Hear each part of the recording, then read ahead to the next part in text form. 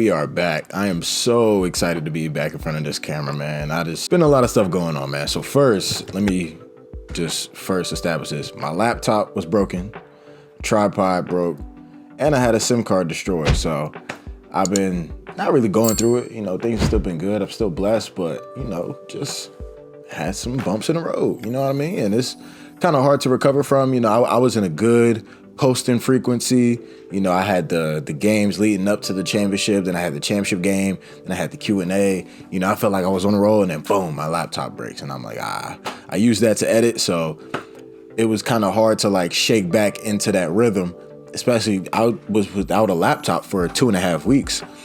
So it has been a while. I'm sorry, but now I am back. And it's time to answer some of the questions that came from the Q&A. What is your weekly workout routine? Hoops and weights. Break it down for us. Monday through Friday, I wake up at 4:45 a.m., leave for the gym at 5:45, and we're in there and we're working.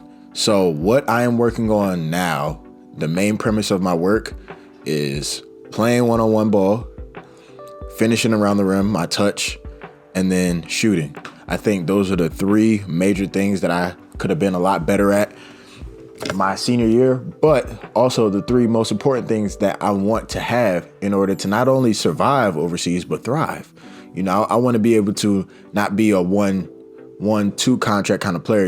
I want to have longevity in my career. I want to be able to prolong my career as long as it can be prolonged. I want to be able to play until my body can't anymore. I don't want to be healthy and not playing basketball. So my biggest weaknesses right now are finishing around the rim, you know, whether that's floaters, whether that's just dunking instead of like laying it up soft, or whether that's finishing through contact. We also got shooting. You know, I had some good shooting moments throughout the season.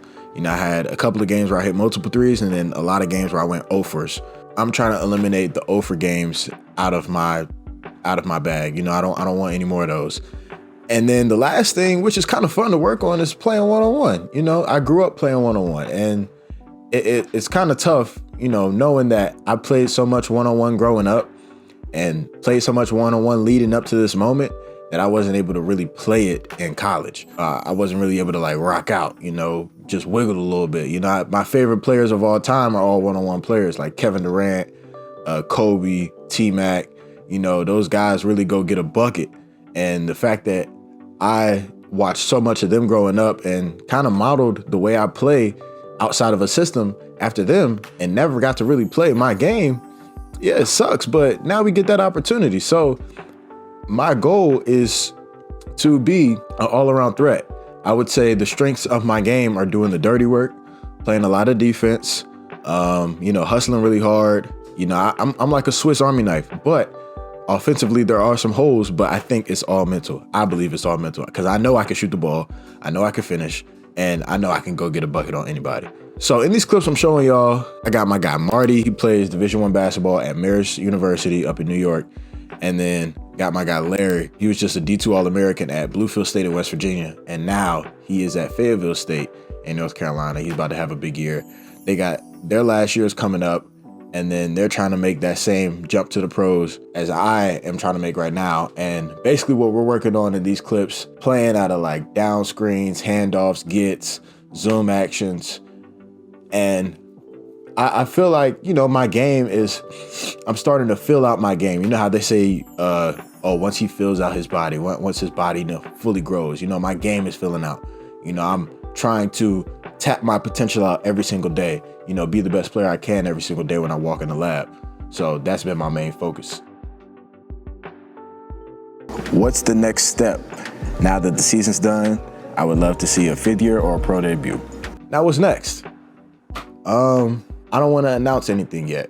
I'm gonna be honest. There has been things going on, and I have been talking to some people, some agents, some teams, but I'm not gonna announce anything yet until anything is solidified. I just believe it is wrong for me to announce something until it is done. And sometimes I get so ahead of myself with oversharing and, you know, telling too much of a story, and then it ends up going bad until it's actually cemented. So I want to wait until this is cemented because I don't want to, not like jinx myself or anything, but, you know, once you grow older, you know, you realize that a lot of stuff, not everything needs to be shared. And until it is time to share it, because I will share everything with you guys, I'm going to bring you guys along with me for the journey. I'm gonna just keep it low for right now. You know what I mean? I did have an opportunity to take my 5th year and play at a Division I because of a new JUCO rule that allows any previous JUCO players or non-NCAA players whose year exhausted this past spring, you were granted another year of eligibility, but you had to use that at the NCAA Division I level.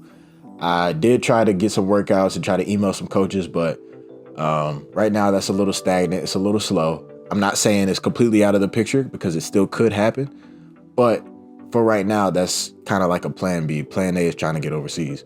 So, like I said, that is what I can share with y'all now.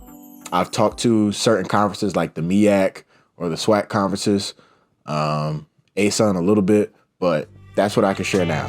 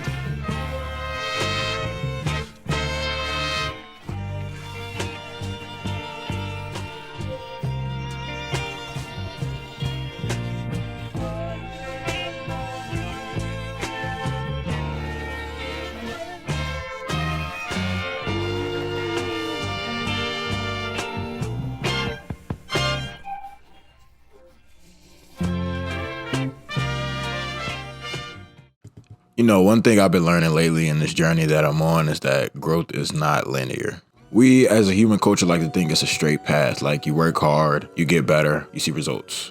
But in reality, that's not how it goes at all. And I can say this for my hoopers, especially not in basketball, and anybody who's taking up their cross every day, especially not with your faith. Some days I'll wake up and I'll feel great. Shots falling down, handles are good. On defense, I'm locked in. Everything feels great.